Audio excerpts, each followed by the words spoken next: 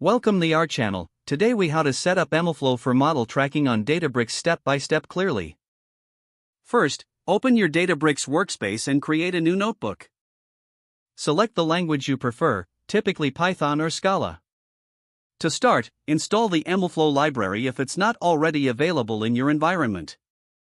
You can do this by running the command pip install MLflow.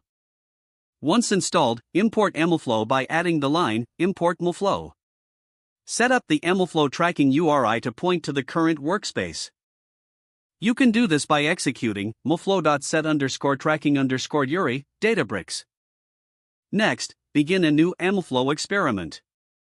Use the command mlflow.create_experiment, your _experiment_ name. Activate the experiment with mlflow.start_run. Now you can log your machine learning model metrics. For instance, log a parameter using mlflow.log_param, parameter_name, parameter_value. Log a metric with mlflow.log_metric, metric_name, metric_value. Once your model training is done, log the model itself. Use the command mlflow.log_model, your _model, model_name. After logging, end the MLflow run with mlflow.end_run. To view your logged experiments, navigate to the MLflow UI in Databricks.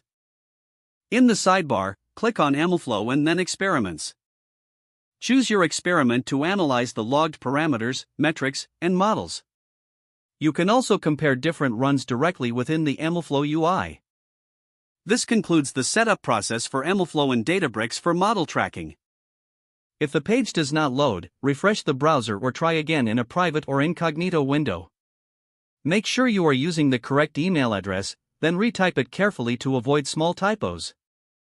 If your password is not accepted, use the reset option and create a new strong password you can remember. Check your spam folder for verification or security emails, then complete any requested confirmation steps. Enable two-factor authentication if available to improve account security and reduce unauthorized access risk. After signing in, review your profile details so your contact information and settings are accurate and current. If you see an error message, note it down and try again after restarting your device and internet connection.